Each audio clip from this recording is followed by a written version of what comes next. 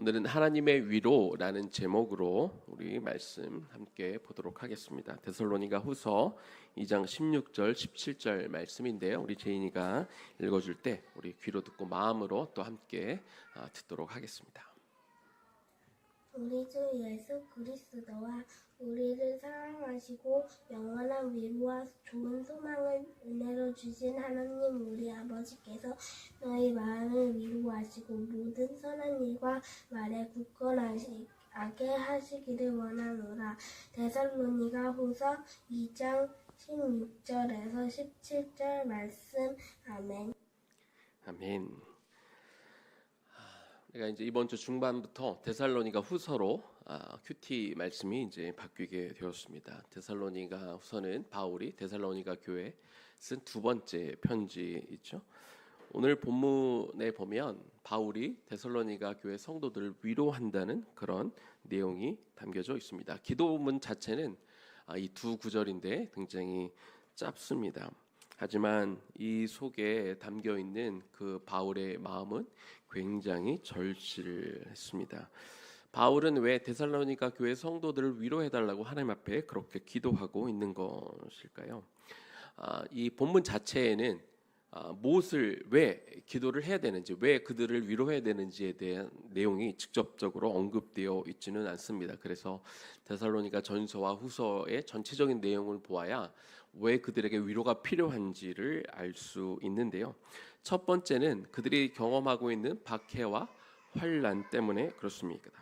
데살로니가 후서 1장 4절 말씀을 보면 그러므로 너희가 견디고 있는 모든 박해와 환난 중에서 너희 인내와 믿음으로 말미암아 하나님의 여러 교회에서 우리가 친히 자랑하노라. 바울은 데살로니가 교회 성도들이 큰 환난과 핍박 가운데 이것들을 견디고 있다는 것을 너무나 잘 알고 있었습니다. 그리고 이 환난과 박해, 그들의 어려움이 아직 끝난 상태가 아니고 여전히 그들이 이 시간들을 견디고 있기 때문에 하나님의 위로가 필요하다는 것을 잘 알고 있어서 하나님께 저들을 위로해달라고 이렇게 기도하고 있었습니다. 사도행전 17장에 보면 조금 더 데살로니가 교회 성도들이 어떤 어려움을 겪고 있는지 우리가 자세히 알 수가 있습니다. 데살로니가 지역에는 유대인들이 많이 살고 있었고 그곳 회당에서는 또 이렇게 하나님의 말씀을 강론하는 일들이 있었는데 바울이 데살로니가에 이르러 그 회당에서 말씀을 전했습니다. 말씀을 들은 사람들의 반응은 크게 두 가지로 이렇게 나뉩니다. 어떤 사람들은 예수님을 믿고 영접하는 사람이 있는가 하면 어떤 이들은 잘못된 도를 전한다며 격렬하게 반발하고 사도 바울을 또 그 일행들을 핍박하는 사람들도 있었습니다. 사실 그 사람들이 더 많았던 것이죠. 그런데 예수님을 이제 영접하는 사람들이 한 명, 두 명 생기기 시작하면서 데살로니가 교회가 생기기 시작했는데 예수님을 믿게 된 사람 중에 야손이라는 사람이 자기 집을 내어서 이제 거기서부터 교회가 시작이 됩니다. 그런데 이 바울뿐만 아니라 이제 그 지역에서 예수님을 믿게 된 유대인들에 대한 핍박이 점점 심해지게 되면서 사도 바울이 데살로니가에 더 이상 머물 수 없게 되었습니다. 그리고 자신이 머물러 있으면 더 큰 핍박이 있다는 것을 알기 때문에 그래서 베레아로 이렇게 쫓겨나듯 이렇게 도망가야 했습니다. 그 일이 있고 난 후에도 그러니까 사도 바울이 베레아로 이동한 이후에도 그 교회에 남아있는 성도들에 대한 핍박은 계속되고 있었습니다. 성도들은 환난을 계속해서 겪고 있었는데요. 이 박해를 받았다라고 했을 때 이 박해라는 단어의 원어는 디오그모이스라는 단어입니다. 이 말은 쫓아가다라는 말에서 나왔는데, 그러니까 박해를 했다는 것이 그 사람들을 쫓아다니면서 그 사람들이 도망가면 그 도망국까지 쫓아다니면서 그들을 박해했다는 것을 알 수 있습니다. 이들이 환난을 겪었다고 했을 때 이 단어의 원어는 들립세신이라는 단어가 기록이 되어 있는데 이 단어의 의미는 둘러싸서 괴롭히다 이런 의미를 가지고 있습니다. 그러니까 성도들이 적은 숫자들이 그 지역 사람들에게 둘러싸여 이렇게 큰 고통을 당하고 있었던 것이죠.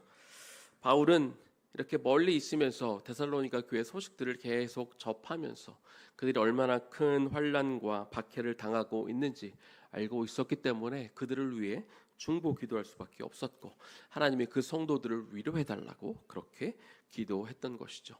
두 번째, 그 교회와 성도들을 향해 사도 바울이 지금 위로해 달라고 했던 것은 그들이 겪고 있는 슬픔 때문에 그랬습니다.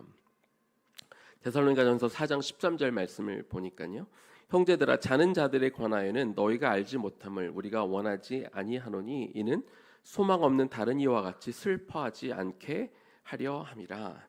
자, 여기서 자는 자들은 이미 예수 그리스도를 믿고 죽은 사람들을 의미하는데요.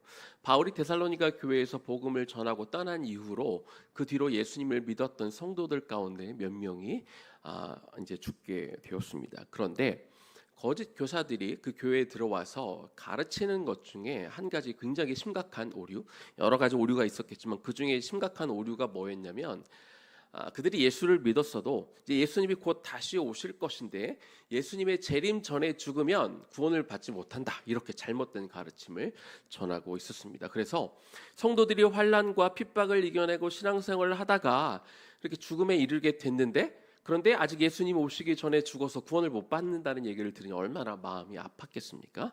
그래서 사도 바울은 그 부분이 잘못된 것을 물론 나중에 가르쳐 주기도 했지만 1차적으로 이 성도들이 겪고 있는 이 슬픔과 아픔을 그렇게 위로하기 위해서 또 편지를 쓰고 또 그들을 위해 위로한다, 이렇게 말을 전한 것입니다. 우리 세상을 살다 보면 우리 성도들도 참 견디기 힘든 아픔, 슬픔을 겪으며 살기도 합니다. 성도니까 어떤 위험과 아픔과 고난들이 피해가는 것이 아니라 성도들이기 때문에 오히려 더 그런 것들을 경험하며 살기도 하죠. 베스트셀러로 유명한 무라카미 하루키가 쓴 상실의 시대라는 책에 이런 말이 있습니다. 이 세계에는 눈물조차도 흘릴 수 없는 그런 슬픔이 존재한다라고 말하는데, 때로는 이 눈물을 흘리기도 힘든 그런 슬픔이 우리 성도들에게 찾아오기도 하는 것이죠. 이런저런 슬픔과 아픔을 겪는 자들이 많이 있음을 사도 바울이 알았기 때문에 그들을 위로한다, 이렇게 편지를 한 것입니다. 본문을 다시 한번 읽어봅니다. 데살로니가후서 2장 16절과 17절 말씀입니다. 우리 주 예수 그리스도와 우리를 사랑하시고 영원한 위로와 좋은 소망을 은혜로 주신 하나님 우리 아버지께서 너희 마음을 위로하시고, 이렇게 기록이 되어 있는데요. 여기서 마음을 위로하신다, 이렇게 기록이 되어 있는데, 여기서 한국말로는 마음이 단수로 기록이 되어 있지만 영어 성경을 보거나 아니면 원어 성경을 보면 마음이 단수로 기록된 것이 아니라 복수로 기록이 되어 있습니다. 사도 바울은 우리 아버지 하나님께서 이 데살로니가 교회 모든 성도들의 마음들을 위로하시기를 원한다, 이렇게 기록하고 있는 것이죠. 그만큼 많은 성도들, 거의 모든 성도들이 위로가 필요할 만큼 큰 고통과 아픔을 당하고 있었던 것입니다. 그러면 어떻게 하나님이 위로하실까요? 사실 이 데살로니가 편지에는 하나님이 어떻게 위로해 주세요라고 이렇게 자세하게 기록은 되어 있지 않습니다. 그냥 위로해 달라고. 어떻게 보면 사도 바울은 하나님이 알아서, 하나님이 이 모든 형편과 상황을 아시고 계시기 때문에 하나님이 필요에 따라 이 백성들을 위로해 달라고 사도 바울이 그렇게 말하고 있는데요. 그럼 이 편지에는 정확하게 어떻게 위로해 달라는 말이 기록이 되어 있지 않은데, 그렇다면 하나님이 이 성경 역사를 통해 어떻게 당신의 백성들을 위로하셨는지 오늘 세 가지로 함께 여러분들과 나눠보기를 원합니다. 첫 번째, 하나님은 어떻게 위로하셨느냐? 당신의 백성들의 죄를 용서하심으로 그 백성들을 위로하셨습니다. 여러분들 아마 가정에서 혹은 여러분이 친한 사람과 혹시 싸움이 있거나 다툼이 있을 때, 특별히 내가 뭔가를 누군가에게 잘못했을 때 그 사람이 나의 잘못을 용서해 주지 않거나 마음이 어려워하고 있는 모습을 보면 참 마음이 괴로웠을 때가 아마 있었을 겁니다. 아주 그냥 그 시간들이 지옥 같은 시간이고 너무나 힘든 시간이었을 것입니다. 하나님의 위로도요, 당신의 백성들의 죄를 사하는 것으로 위로가 시작이 됩니다.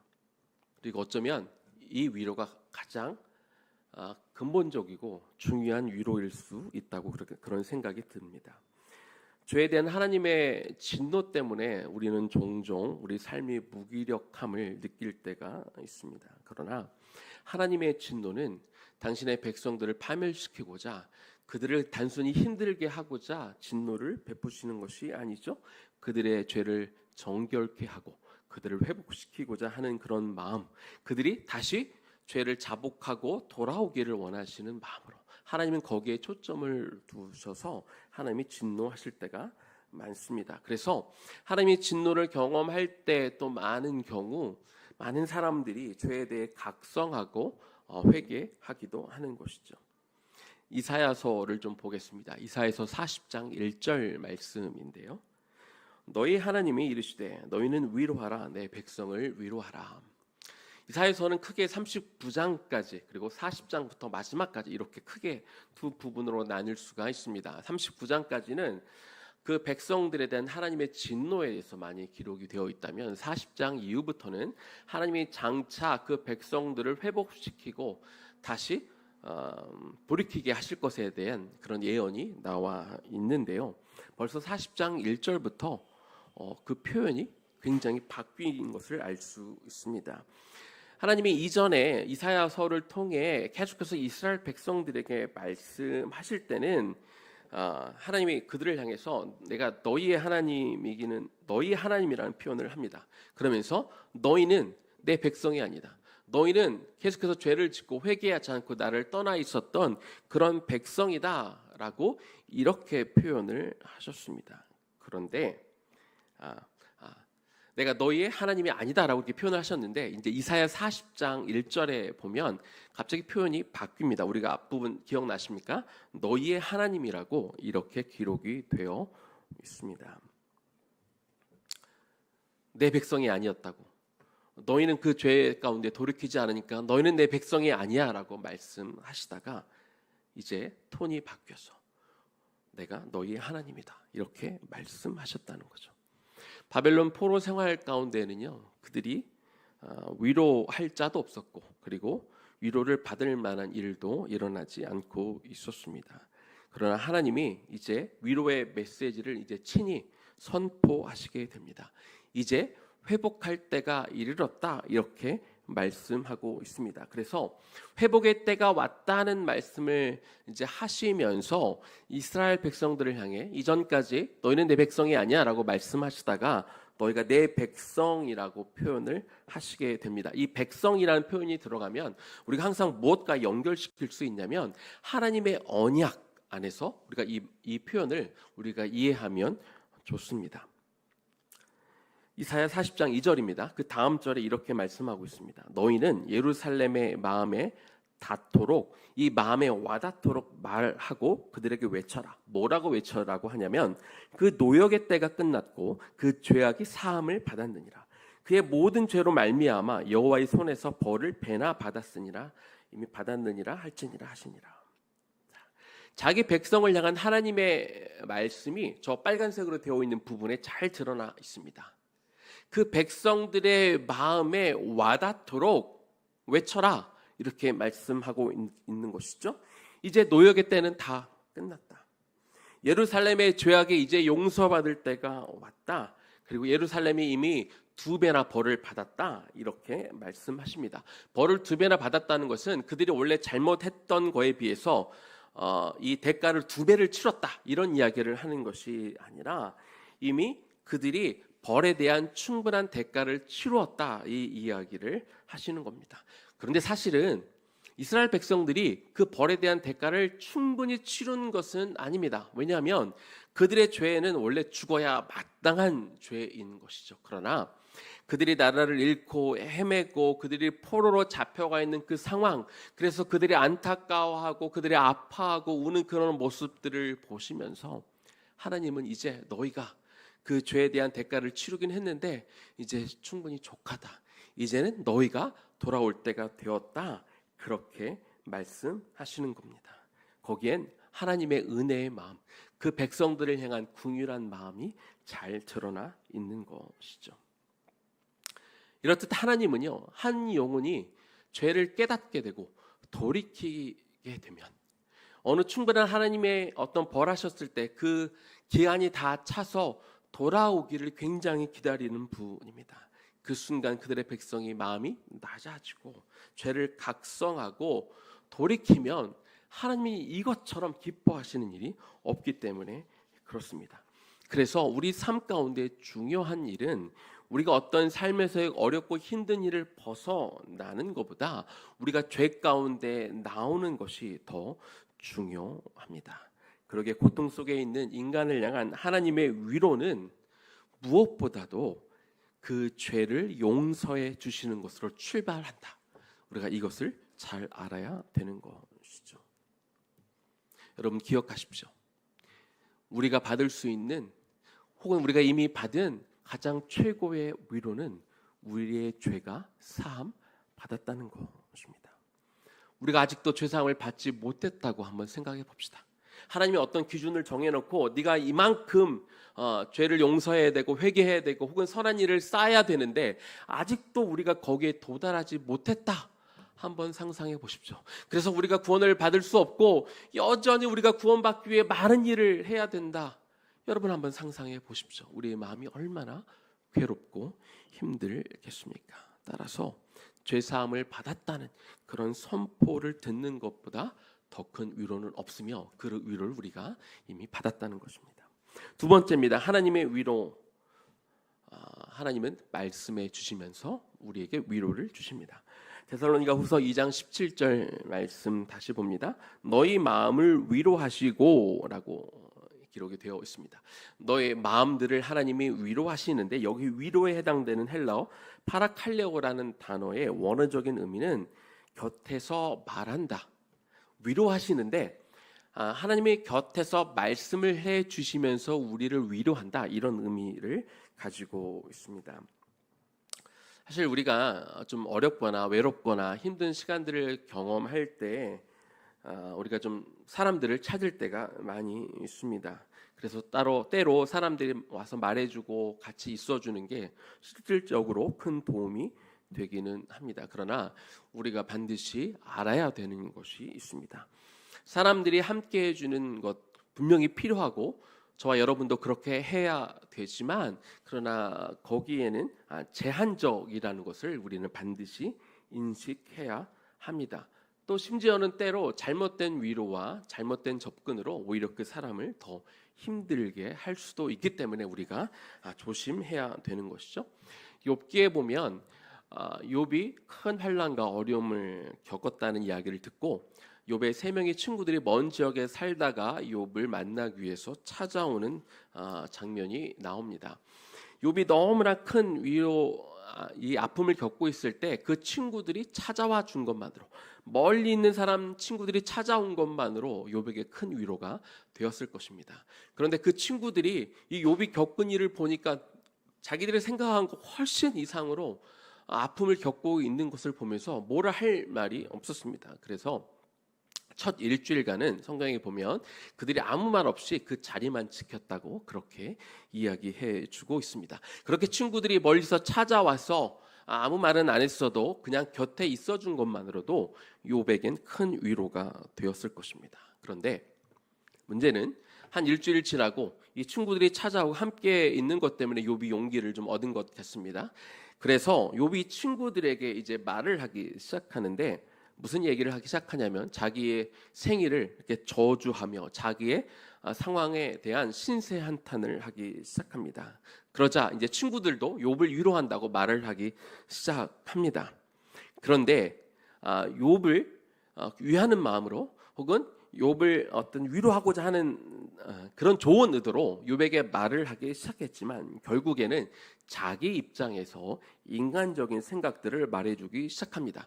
그래서 안타깝게도 이 욥과 친구들의 대화는 논쟁으로 점점 바뀌게 됩니다. 욥기를 보면 여러분 4장부터 무려 37장까지 34장에 걸쳐서 친구들과 욥과 그 친구들 사이에 논쟁이 벌어지는 것을 볼 수 있습니다. 그 과정 가운데 욥이 어떻게 됐습니까? 욥의 고통은 더 심해졌습니다. 여러분, 우리가 분명히 사람으로 친구로 누군가를 찾아서 위로할 수 있어야 됩니다. 그러나 우리가 분명히 사람이 할 수 있는 위로가 한계가 있다는 것도 우리가 인식하고 우리가 접근해야 합니다. 자칫 잘못하면 어떻게 보면 욥의 경우도 마찬가지고 하나님이 그 사람과의 어떤 관계 속에서 무언가 하고 싶은 것들이 있어서 하나님이 주신 고난과 환난이 있을 수 있는데 자칫 그저 내가 그 사람을 위한다는 마음에 내 경험을 그냥 이야기해 주거나 혹은 빨리 그 상황을 벗어났으면 하는 그 마음 때문에 세상적인 방법들을 가르쳐 줌을 통해서 그 사람이 자칫 잘못 받아들이거나 잘못된 방향으로 갈 수 있기 때문에 우리가 누군가를 위로할 때는 분명히 나의 한계가 있다는 것들을 명확하게 인식한 상태에서 우리가 접근할 수 있어야 된다는 것이죠. 에레미야 15장 16절 말씀입니다.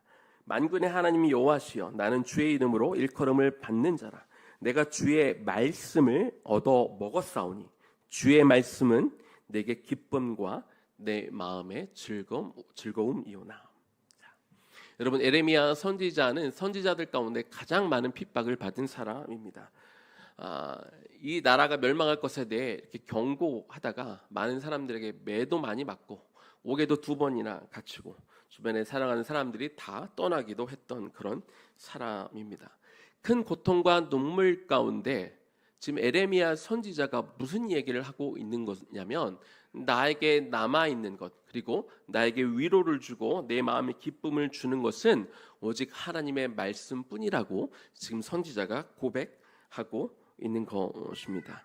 자, 그런데 여기서 주목해야 될 표현이 있습니다. 아까 들은 말씀 가운데 여러분 기억나십니까? 내가 주의 말씀을 얻어 먹었사오니 라는 표현이 있었습니다. 하나님의 말씀을 먹었다는 것입니다.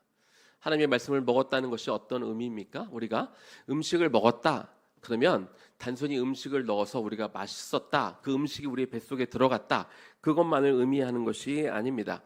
우리가 먹은 음식이 우리 뱃속에 들어가게 되면 소화가 되고 그 음식에 있는 영양분이 우리 몸 곳곳에 영향을 미친다, 이런 의미로도 우리가 이해할 수 있지 않습니까? 하나님의 말씀을 먹었다는 에레미야 선지자의 이야기는 무엇일까요? 하나님의 말씀을 내가 읽고 묵상했더니 그 하나님의 말씀이 내 가슴에, 내 심령에 새겨져서 그것이 자신의 생각과 마음을 이끌어간다는 것입니다. 에레미야 선지자의 상황, 지금 그가 처해 있는 환경만 바라보면 불평할 수밖에 없고 원망할 수밖에 없고, 하나님 내가 당신의 말씀에 따라 순종함으로 그들에게 경고했을 뿐인데 왜 내가 매를 맞아야 되고 왜 내가 감옥에 갇혀야 되고 왜 나의 사랑하는 사람들은 떠나야 되는가, 이렇게 말할 수밖에 없었지만 그가 하나님의 말씀을 먹었을 때 그 말씀이 그에게 영향을 미치고 그의 생각을, 또 그의 말을 하나님이 다스리고 통치하심을 통해 예레미야 선지자가 여전히 하나님의 말씀을 전할 수 있는 힘을 얻었고, 그것이 하나님의 말씀이 그에게 위로가 되었다, 그에게 여전히 기쁨이 남아있다, 이렇게 예레미야 선지자가 고백한 것입니다. 그래서 여러분, 하나님의 말씀에 우리가 귀 기울여야 합니다. 그 말씀을 온 마음으로 우리가 받아야 합니다. 그 말씀이 궁극적으로 여러분들을 위로할 것입니다. 여러분에게 새 힘을 줄 것입니다. 눈물의 골짜기를 여러분들이 통과할 수 있도록 결국 그 말씀이 여러분을 이끌어 갈 줄로 믿습니다. 세 번째입니다. 하나님의 위로. 하나님은 우리에게 소망을 주십니다. 데살로니가 후서 2장 16절 말씀 다시 한번 보겠습니다. 우리 주 예수 그리스도와 우리를 사랑하시고 영원한 위로와 좋은 소망을 은혜로 주신 하나님 우리 아버지께서. 여러분, 그리스도인에 대해서 어떻게 정의할 수 있겠습니까? 물론 예수님을 믿는 사람들이 그리스도인이긴 한데요, 그리스도인이란 이 땅에서 우리가 누릴 수 있는 부귀와 영화를 내려놓고 그리고 앞으로 다가오는 영원한 천국에서의 영광스러운 미래를 나는 선택했다, 이게 그리스도인들에 대한 정의를 할 수 있을 것입니다. 하늘나라에 소망을 두고 사는 사람들은 나의 신앙과 믿음 때문에 설령 이 땅에 고난과 어려움이 찾아올 수 있다는 것을 미리 인지하고 있는 사람이고, 그래서 오히려 더 어렵고 힘든 길을 내가 선택해서 가는 사람, 이런 사람들이 그리스도인입니다. 그래서 로마서 8장 18절에서 사도 바울은 이렇게 말했죠.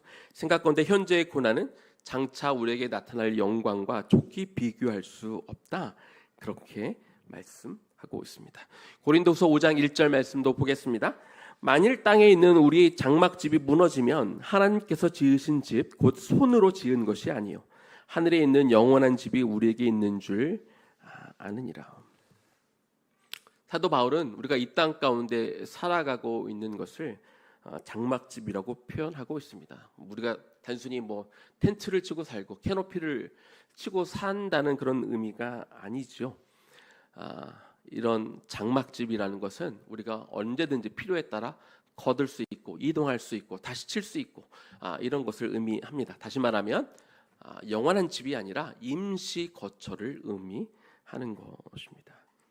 대신 사도 바울은 우리에게 뭘 가르쳐 주고 있습니까? 우리에게는 저 하늘에 영원한 집이 있다. 그런데 그 집은 하나님이 친히 하나님의 손으로 지은 집이다, 이렇게 우리에게 말씀해 주고 있습니다.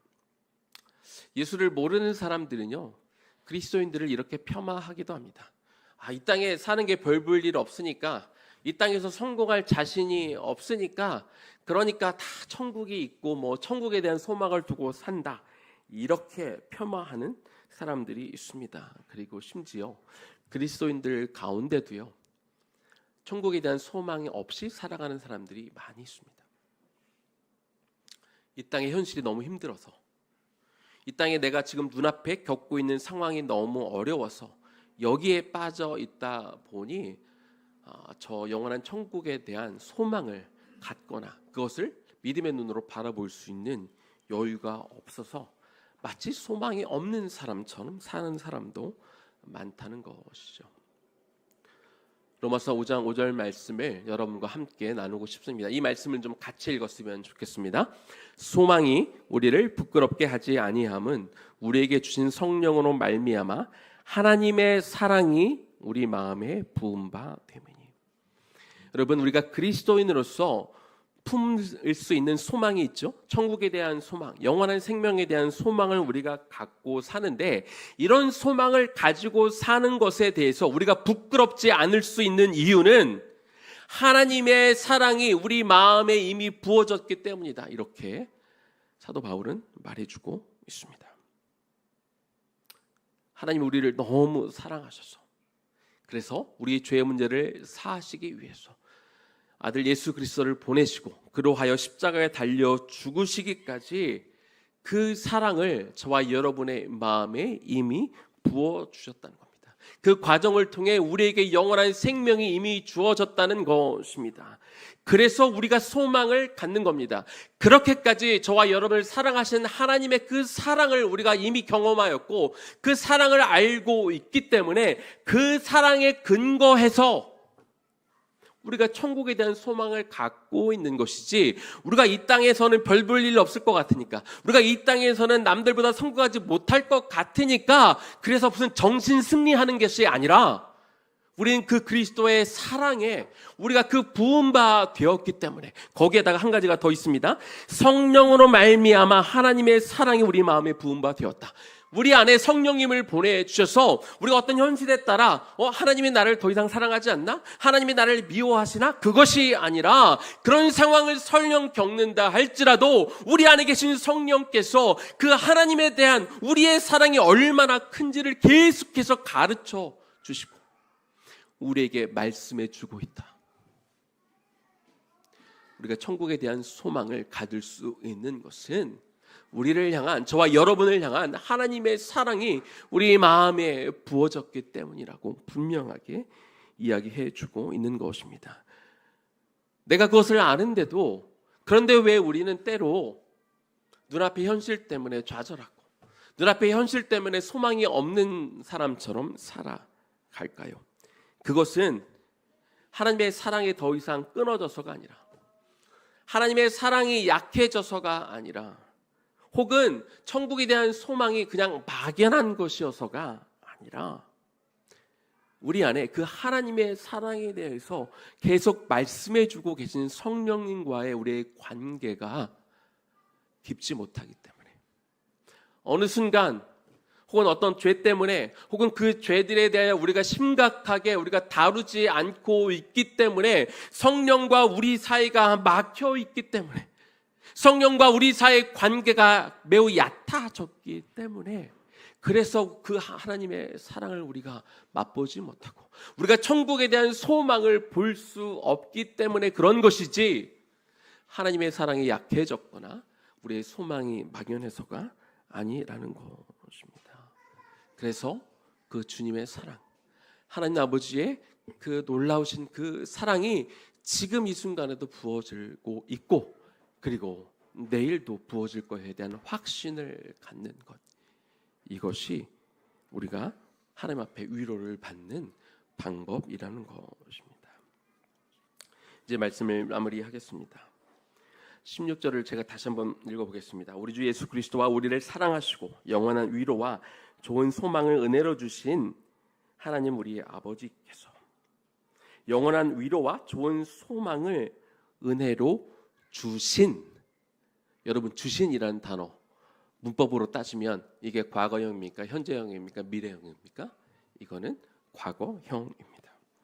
하나님을 우리에게 언젠가, 우리가 지금 어려움을 겪고 있는데 언젠가는 이런 위로, 어려움들이 다 사라지고 언젠가는 우리가 위로를 받고 우리에게 소망이 주어질 거야 라고 어떤 희망적인 메시지를 전하는 것이 아니라, 사도 바울은 하나님이 우리에게 주시는 영원한 위로, 그 좋은 소망을 은혜로 이미 주셨다, 과거형으로 기록하고 있는 겁니다.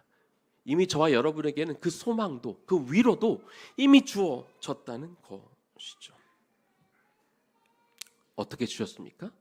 예수 그리스도를 통해 이미 주셨습니다. 어떻게 주셨습니까? 예수 그리스도의 십자가 사건으로 이미 저와 여러분에게 모두 주셨습니다. 우리의 죄의 문제를 십자가상에서 다 해결해 주심으로, 이제 이 땅에서 우리가 경험하게 될 죽음도 우리의 영원한 생명을 막을 수 없기 때문에 그것이 우리에게 위로가 되고 우리에게 소망이 되는 것입니다. 다만 이미 주어져 있는데 우리가 그것을 영적으로 느끼지 못할 뿐입니다. 거기에 우리가 자꾸 이미 주어져 있는 소망 대신, 이미 우리에게 주어져 있는 위로 대신에 자꾸 다른 것들로부터 나를 위로하려고 하고, 내가 다른 것이 있어야 나에게 소망이 있다고 생각하기 때문에 그런 것이죠.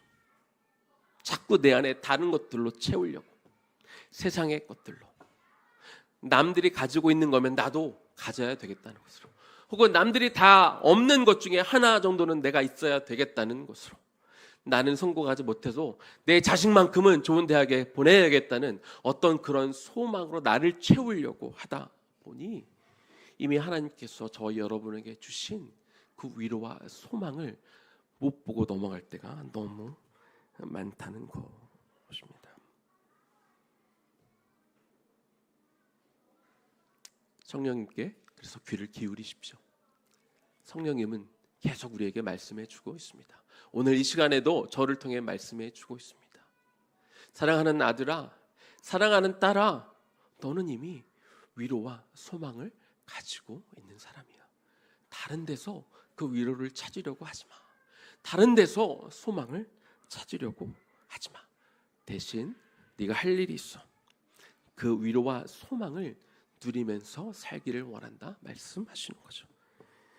오늘 본문 다시 한번 읽어봅니다. 오늘 본문의 말씀을 참 많이 읽고 있는데요.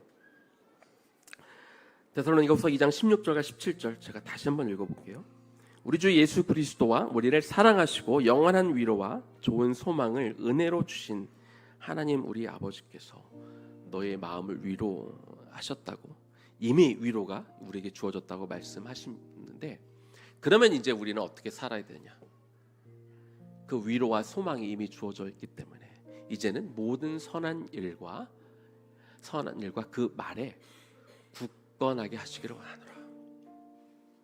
이제 우리가 하나님이 맡겨주신 그 일을 감당함에 있어 하나님이 저와 여러분에게 교회 사역을 주시기도 하고 또 여러분이 있는 일터에서 혹은 가정에서 맡겨주신 일들이 있는데 그 모든 선한 일을 할 때 또 우리가 그 선한 일을 하기 위해서 우리가 복음을 전하기도 하고 누군가에게 하나님에 대해서 가르쳐 주기도 하고 누군가에 대해 참 소망과 위로가 무엇인지 가르쳐 줄 때 우리는 이미 위로를 받은 자이니까 우리는 이미 영원한 소망을 아는 사람이니까 내가 지금 겪고 있는 현실과 상황에 따라 흔들리지 말고 굳건하여서 견고하여져서 너에게 맡겨진 일을 굳건하게 그 일을 해라. 하나님이 그렇게 말씀하시는 거죠. 여러분 보통 위로는 누가 합니까? 모든 일이 잘 풀리고 있는 사람, 뭔가 잘 된 사람, 내가 현재 높은 위치에 있는 사람이 그렇지 못한 사람을 위로하지만은요. 여러분 우리는 그것과 상관없습니다. 내 지금 처한 현실이 어떠하든지 내가 좀 어려운 일을 겪고 있으면 다른 사람을 위로 못할까요? 아니요, 그렇지 않아요. 왜? 나는 이미 영원한 소망과 위로를 받은 사람이기 때문에 내가 이미 갖고 있는 것을 가지고 다른 사람, 흔들리고 있는 사람, 어려움을 겪고 있는 사람, 마음이 불안한 사람, 견고하지 못한 사람, 자기 일만 집중하느라 그래서 이 하나님께 가까이 가지 못하고 있는 사람을 얼마든지 위로할 수 있는 것입니다. 그렇게 이미 위로를 받은 사람으로 소망을 가진 사람으로서 흔들리지 않고 견고하여 오직 주의 일에 더욱 힘쓰며 나아가는 저와 여러분들 되기를 주님의 이름으로 간절히 축원합니다. 오늘 찬양은 우리 앞서 처음으로 불렀던 찬양하면 좋겠어요. 새 힘 얻으리. 오늘 함께 나눴던 이 말씀이 여러분에게 다시 한번 내가 이미 받은 위로와 소망을 기억나게 하시고 그래서 우리가 다시 한번 힘을 내는 시간이 되면 좋겠습니다.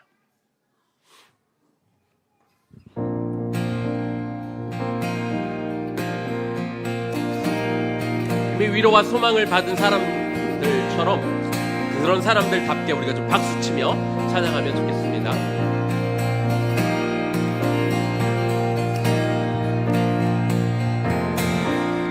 힘어들이 주를 바랄 때 우리 주를 바랄 때 새 힘어들이 주를 바랄 때 우리 주를 바랄 때 주님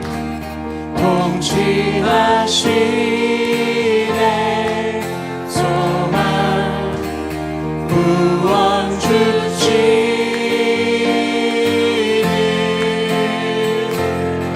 당신은 영원하신 주, 내 영원하신 주, 지치지 않으시는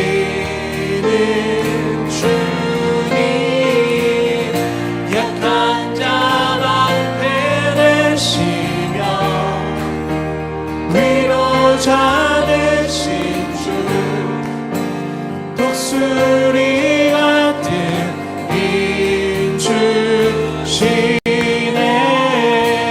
인주시네. 처음부터 다시 한번 찬양합니다. 새 힘어들이 주를 바랄 때 우리 주를 바랄 때 새 힘어들이 주를 바랄 때 우리 주를 바랄 때 주님 통치하시네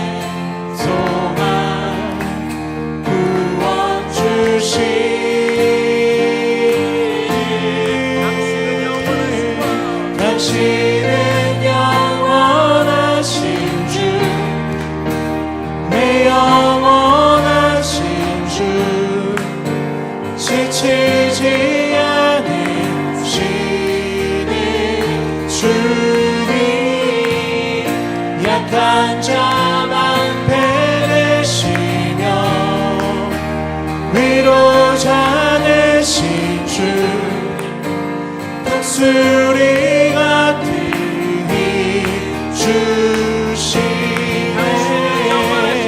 당신은 영원하신 주 내 영원하신 주 지치지 않으시는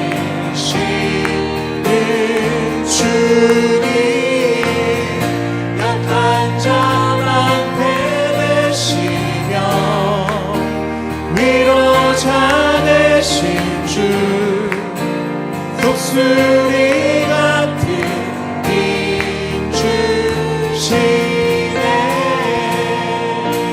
당신은 영원하신 주 내 영원하신 주 지치지 않으시는 주님 약한 자만 배내시며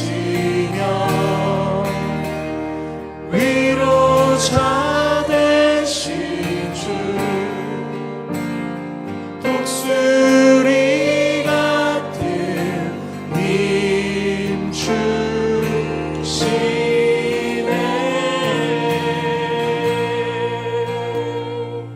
우리 같이 한번 기도하면 좋겠습니다. 사랑하는 여러분, 하나님이 저와 여러분에게 이미 위로를 주셨습니다. 하나님은 저와 여러분의 그 죄, 영원한 지옥에 갈 수밖에 없는 그 죄의 문제를 다 해결해 주셨습니다. 그리고 우리가 힘들 때 날마다 펼쳐볼 수 있는 말씀을 우리에게 주셨습니다. 우리가 조금 찾아보면 얼마든지 그 하나님의 말씀의 뜻이 무엇인지 알 수 있는 책들도 많고요. 여기저기 설교도 너무나 많이 있습니다. 그리고 하나님은 저와 여러분에게 그 소망을 이미 우리 모두에게 주신 분 아닙니까? 우리는 자꾸 그 소망이 너무나 막연하게 느껴질 때가 많이 있습니다. 하나님이 주시는 그 위로가 너무나 약하게 느껴질 때가 많이 있지요. 우리 안에 자꾸 다른 욕심들이 생기니까, 세상적인 것들로 자꾸 채우려 하니까, 하나님이 이미 주신 것들을 우리가 다 누리지 못하고 있기 때문에 그것들을 누리지 못하면서도 자꾸 다른 것들을 바라보는 그 탐심이 우리 옛사람의 자아가 죽지 않고 계속해서 일어나 그런 것들을, 헛된 것들을 구하기 때문에 우리의 마음에 소망이 없고 우리 마음에 기쁨이 없고 자꾸 다른 곳에서 위로를 찾으려 하는 것이죠.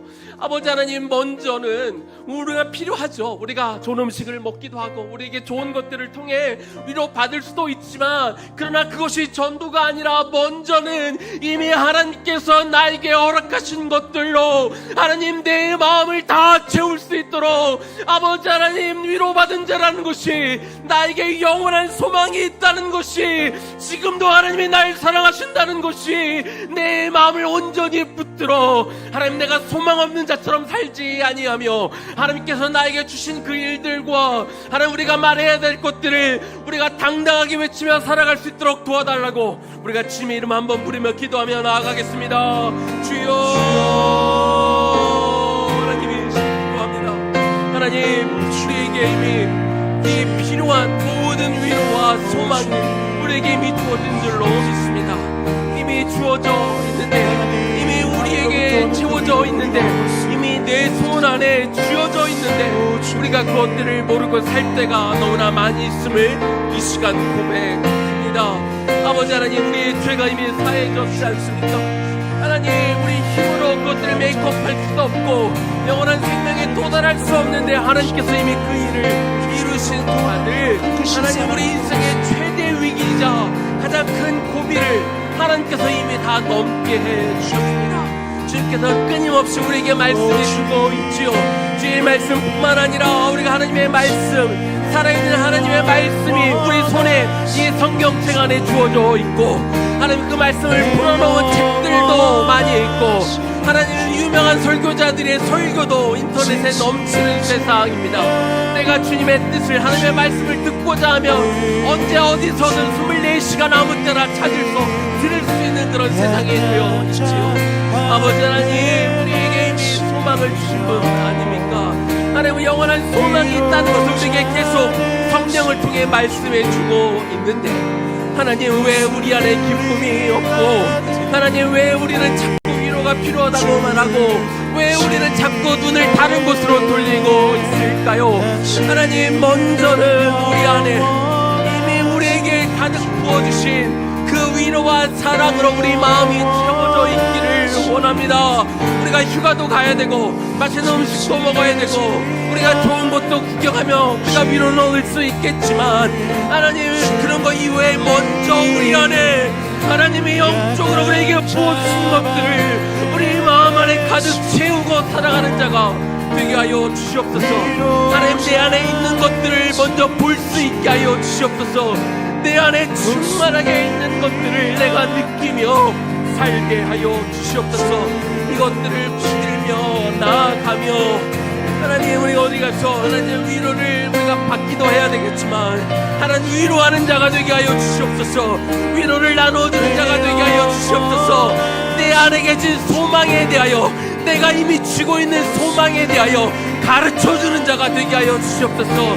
내가 가지고 있는 위로를 다른 이들에게 전해주는 그런 삶을 살게 하여 주셔서 우리가 어떤 상황에 있든지 간에 하나님이 나에게 믿고 맡겨서 우리에게 부탁하신 일들을 우리가 함에 있어서 그 영혼들을 우리가 돌봄에 있어서 하나님, 우리가 견고하여 흔들리지 않고 오직 주님께서 우리에게 맡겨주신 그 일들을 등의 기쁨으로 감당해낼 수 있는 당신의 백성들이 되게 하여 주시옵소서.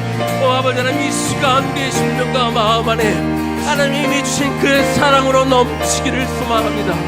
우리 안에 하나님이 이미 허락해 주신 위로로 그 마음이 채워져 있기를 원하고 그 소망이 우리를 다스리고 통치하기를 소망하며 그래서 이 넘치는 마음, 이 주체할 수 없는 이 벅찬 그 감격과 감사가 오늘 우리 안에 흘러 남에게 이룰 수 있을 만큼 넘치도록 부어줄 수 있는 하나님의 그런 넘치는 은혜의 사람이 되기를 원하며 기도하오니 주여 도우시옵소서. 당신은 영원하신 주, 내 영원하신 주, 지치지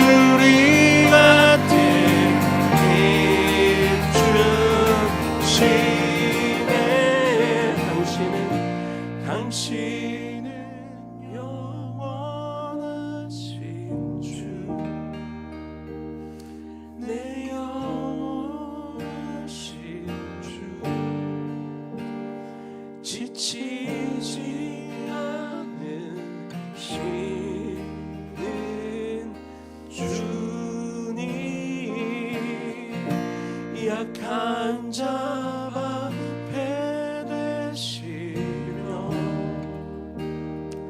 위로자신 주, 목소리 같은 힘 주시네.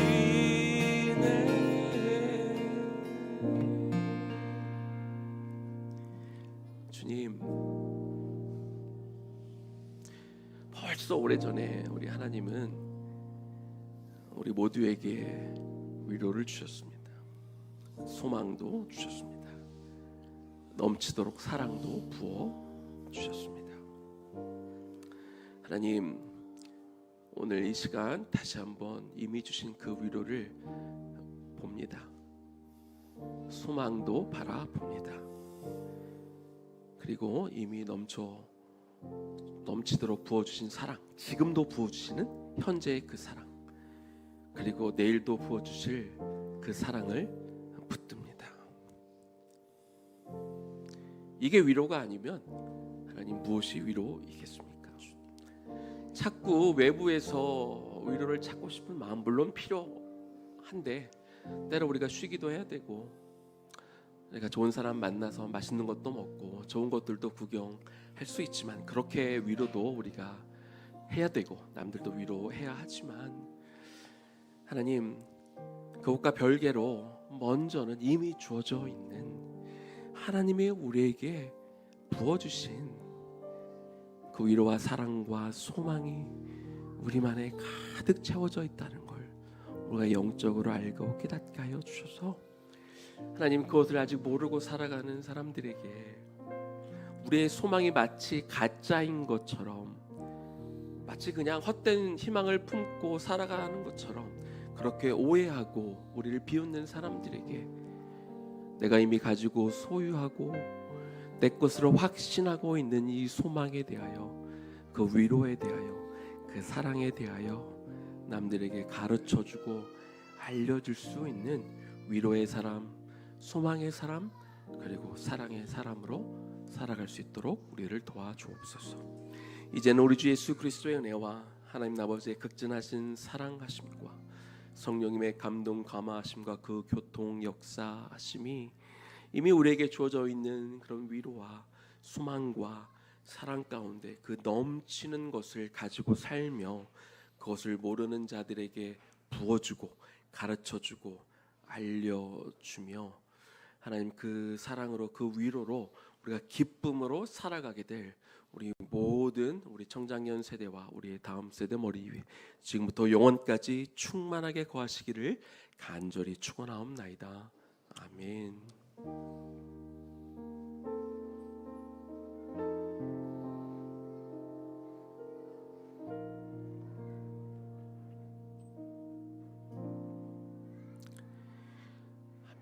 예배 마쳤고요. 우리 3시 35분 정도에 우리 다음 세대 모임과 우리 청장년 세대